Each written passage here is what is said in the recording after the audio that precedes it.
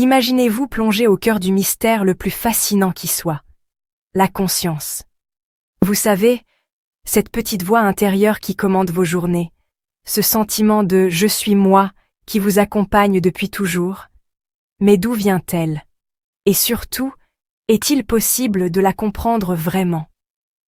Aujourd'hui, on embarque ensemble dans un voyage époustouflant au pays des idées, où trois grandes écoles s'affrontent, le dualisme, le matérialisme ou physicalisme, et des alternatives surprenantes comme le panpsychisme et la physique quantique. Préparez-vous, on va éclairer l'énigme de la conscience façon YouTube.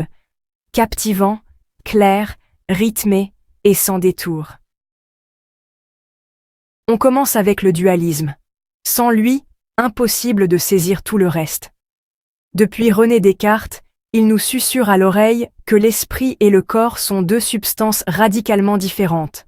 L'un matériel, l'autre immatériel. Le mental n'est pas un algorithme, mais une entité à part. Chaque pensée, chaque émotion viendrait d'un monde invisible. Le cerveau, selon cette vision, serait simplement un récepteur, un corps résonnant avec cette essence immatérielle. C'est une conception fascinante, presque magique à l'échelle matérielle. Et pourtant, elle affronte un défi majeur.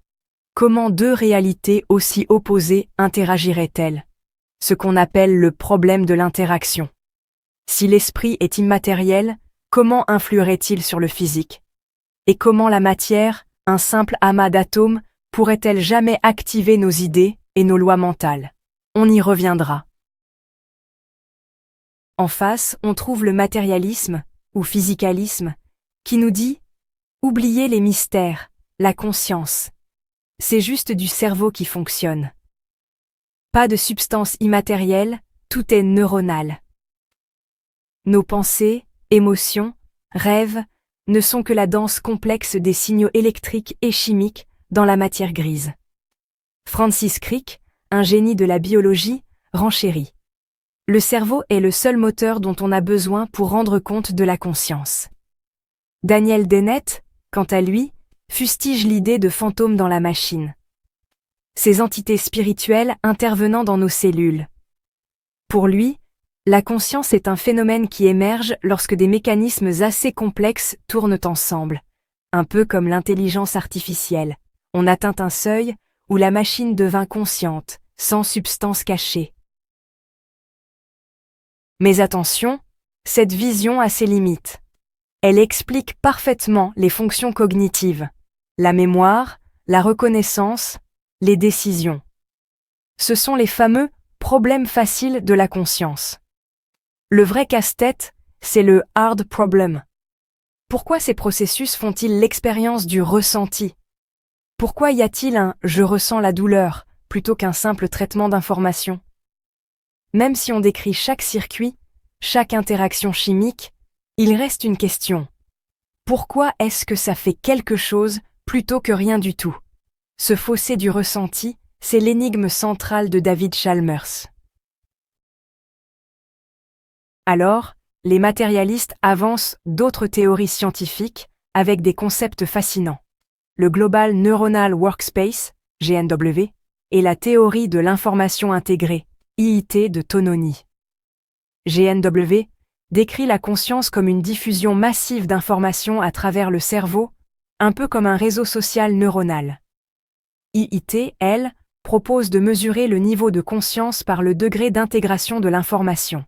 Ce fameux FIF, et d'en déduire que tout système où l'information est très connectée, du cerveau humain à certains réseaux artificiels, peut savoir qu'il est conscient.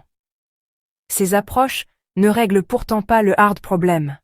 Elles décrivent la machinerie, mais n'expliquant pas le ressenti unique du « je ».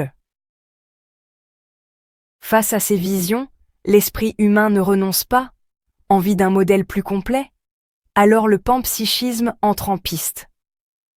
Imaginez que la conscience soit une qualité fondamentale de la matière, comme la charge ou la masse. Les microparticules auraient un grain de conscience. Évidemment, pas la conscience humaine, mais un niveau infinitésimal d'expérience primitive, de expérience élémentaire. Philosophiquement, Spinoza aurait pu l'anticiper, et récemment, David Chalmers y a sérieusement réfléchi. Des scientifiques comme Christophe Koch ou Giulio Tononi, IT Again, explorent ainsi l'idée que la conscience ne commence pas avec le cerveau.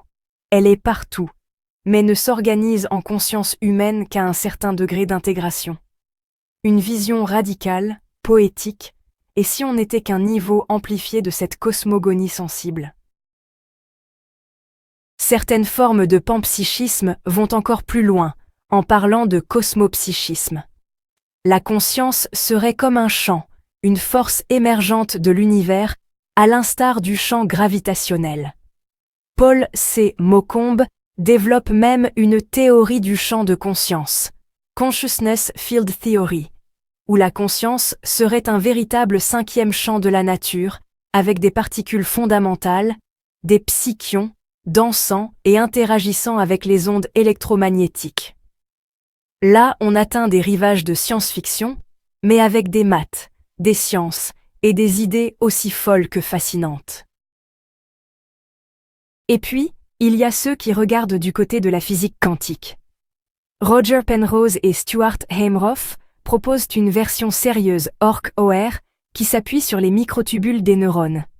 Ils y voient des phénomènes quantiques complexes, censés échapper à la thermodynamique classique et qui pourraient en générer la conscience.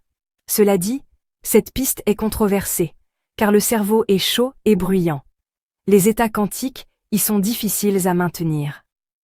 On est proche de l'hypothétique, mais cela titille l'imagination. Allons plus loin. Il n'y a pas que le hard problem. Il y a aussi la question des zombies philosophiques, ces entités qui, physiquement identiques à nous, pourraient se comporter parfaitement comme des humains sans être conscients. Pourquoi ne prendrions-nous pas tous ces robots pour humains ? Ce problème du zombie soulève la limitation des explications purement fonctionnelles. Maintenant, résumons. 3 grandes familles. Le dualisme, qui sépare radicalement esprit et matière. Son charme, l'esprit est spécial, presque sacré.